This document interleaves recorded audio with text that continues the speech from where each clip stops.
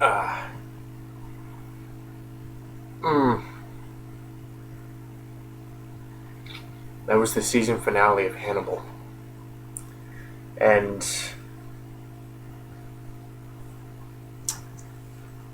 in case you can't tell, it left me pretty speechless by the end of it. And there are a lot of reasons why. Uh, First of all, I started to wonder something. Why was I so pissed off when in the season finale of Arrow they devoted the last 10 minutes to setting up season 3, and why did I have a problem with that and not when they basically did something similar with Hannibal? And right afterwards I answered my own question. Well,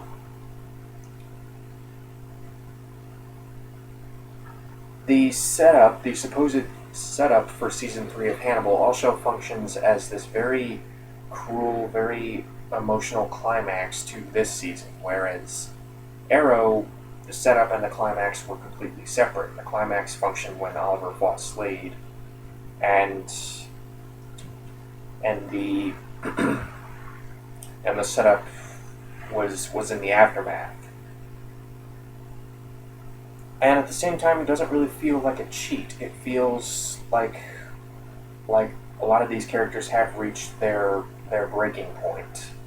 So this episode really peaked emotionally. This was the point where everything was coming into place. Will was going to spring his trap for Hannibal Lecter, along with Jack and Alana, and possibly catch Hannibal Lecter. However, things go horribly wrong, which I shouldn't have been surprised that things went horribly wrong. I mean, we are dealing with one of the most brilliant serial killers in the history of cinema. So, yeah, I should have seen this coming, but for some reason I didn't. For some reason, maybe I was just hoping that he would finally be caught. That maybe they can outsmart him. Maybe these three people putting their heads together can outsmart him, especially since Will has basically been working for the better half of the season to try and seduce Hannibal Lecter and try and paint himself as this kindred spirit.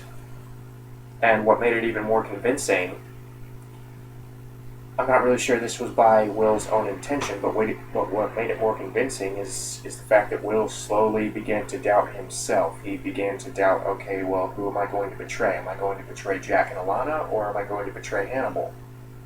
And that was very much at play here.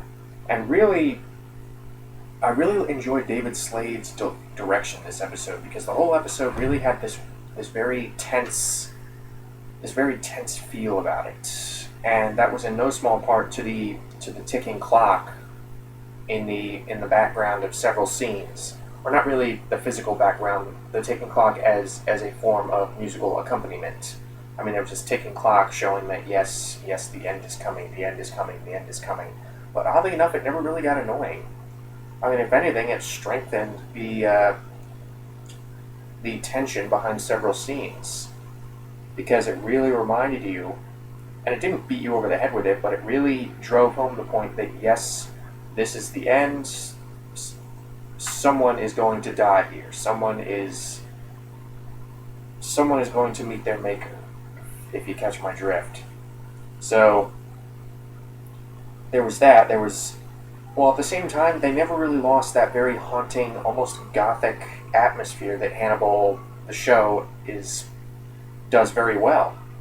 I mean, this still was a very slow, take your time sort of episode.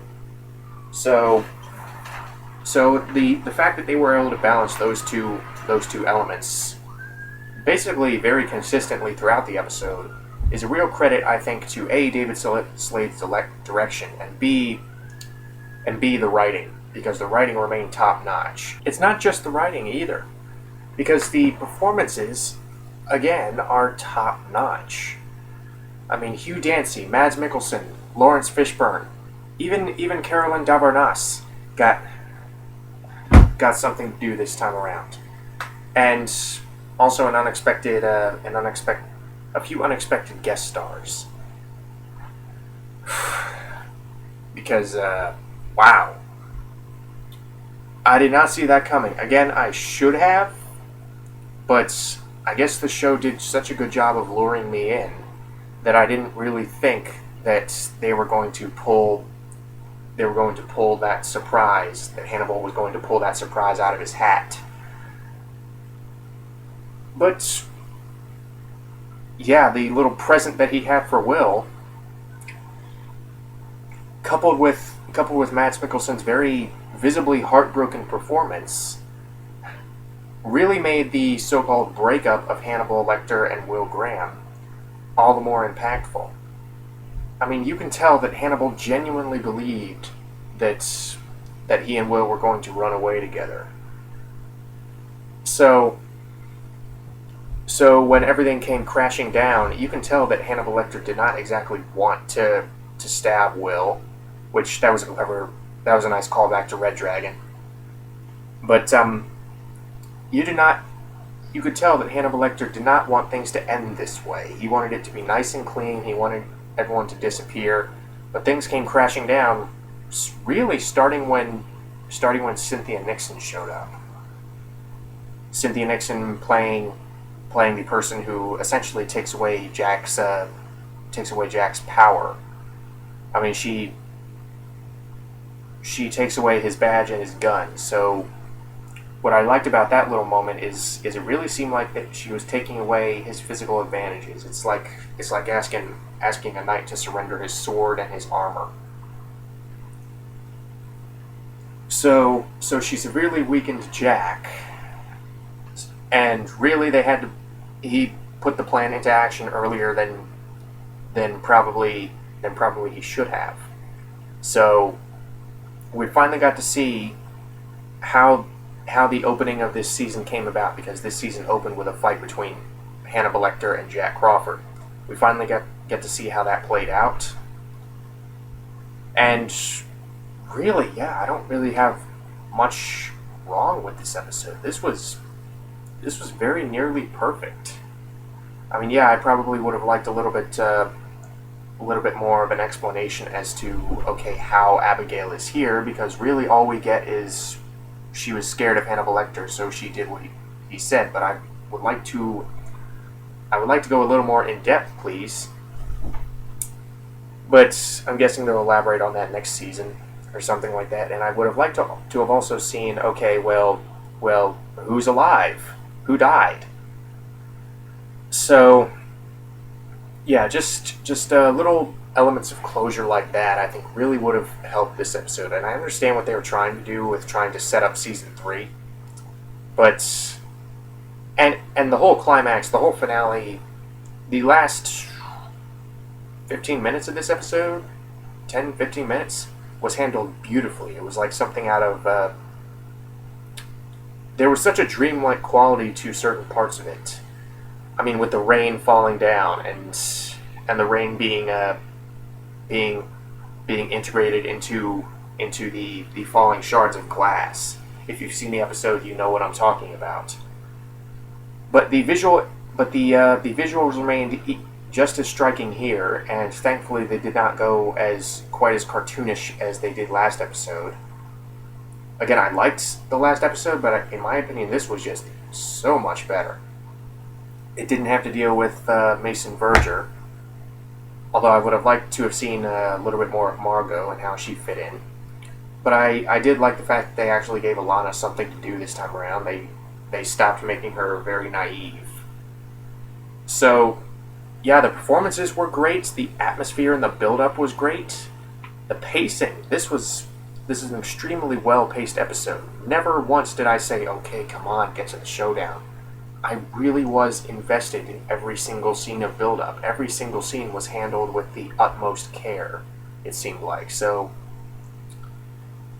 yeah, I really loved this episode. I mean, obviously it left an impact on me in terms of the emotions I was feeling. I mean, I I had very complicated feelings coming out of this because I said to myself, that was a really awesome episode, but I want to know what happens next.